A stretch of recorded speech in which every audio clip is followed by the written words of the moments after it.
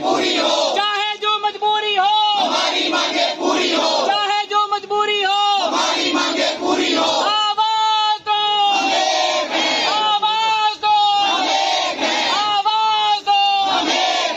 Inspector की यही पुकार, इंस्पेक्टर की यही पुकार, चाहे जो मजबूरी हो हमारी मांगे पूरी हो, चाहे जो मजबूरी हो। हमारी मांगे पूरी हो। जी, जो आपका आज का बिजनेस हुआ है। थोड़ा रजत जोर से। मेरा नाम रजत भट्ट है, मैं संघ का प्रेसिडेंट हूँ। एक्चुअली हम लोग पिछले 4 महीने से धरने पर बैठे थे, जिसके चलते हमारी कोई भी मांग नहीं सुनी जा रही थी।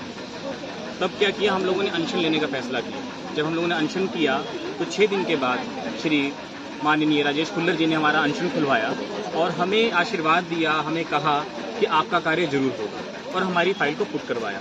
फाइल चलते हुए काफ़ी दिन हुए, जिसमें 1-2 बार फाइल नेगलेक्ट भी हुई, लेकिन दोबारा से फाइल पुट हुई और जो हमें ग्रेड पे चाहिए था उसके अनुसार बना और उस एजेंडे को ईसी की मीटिंग में रखवाया गया। लेकिन ईसी की मीटिंग में पहुंचने के बाद हमें 10 साल काम करने के बाद ये बोला जाता है कि अब आपको बायलॉज नहीं मिला जाएगा।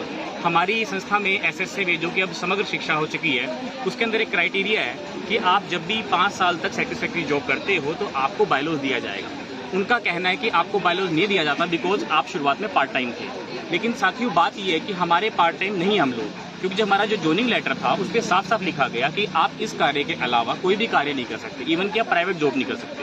तो हम लोग पार्ट टाइम कैसे हुए? लेकिन अगर हम पार्ट टाइम की बात भी करें तो आज हम लोग 10 साल कवर कर चुके हैं। तो 10 साल के बाद हमारा बायलॉज बनता है। जैसे कि इन्होंने कहा कि हम आपको बायलॉज में नहीं ले सकते क्योंकि आपका क्राइटेरिया नहीं है, तो मैं आप सबको बता दूं मीडिया के माध्यम से कि जो सिम लगे हुए थे, जिनको IOLM बोलते हैं, ये लोग भी बिना बायलॉज के, जब इनकी जोनिंग बायलॉज नहीं लिखा था उसके बावजूद भी इनको बायलॉज में शामिल किया गया। बाकायदा इनकी ड्यूटी हटा दी गई थी 6 महीने के लिए। उनके बाद इनको ज्वाइन करवाया, उनके बाद इनकी सैलरी बढ़ाई गई और इनको अमेंड करके बायलॉज में ले लिया गया।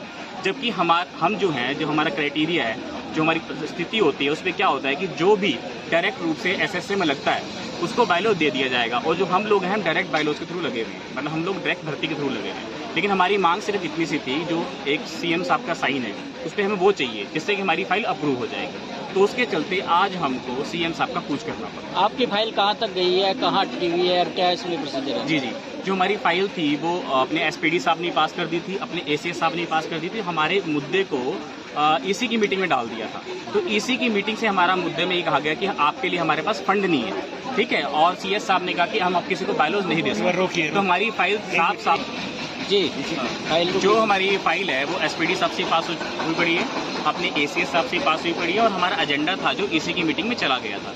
लेकिन वहां पर जाने के बाद हमारे माननीय जो भी फंड के हैं, रस्तोगी जी, उन्होंने कहा कि हमारे पास फंड नहीं है। और देन जो हमारे सीएस साहब हैं, उन्होंने कहा कि अब किसी को बायलॉज नहीं दिया जाएगा। हम उनसे ये कहना चाहते हैं कि आप अब चाहे बायलॉज मत दें, लेकिन हम लोग पिछले 10 साल से लगे हुए, तो हमारे ऊपर बायलॉज क्यों नहीं लागू किया जाता? कितने लोग हैं? हमारे पास 355 लोग हैं सर हम लोग। तो आज आप सीमा वगैरह करने जा रहे हैं? कर रहे हैं जी। तो कोई मीटिंग के लिए कोई प्रशासन से मिलना है अभी कोई मीटिंग के लिए कुछ भी नहीं आया। इन्होंने पूछा कि आपको किससे मिलना है, तो हमें सिर्फ और सिर्फ सीएम साहब से मिलना है।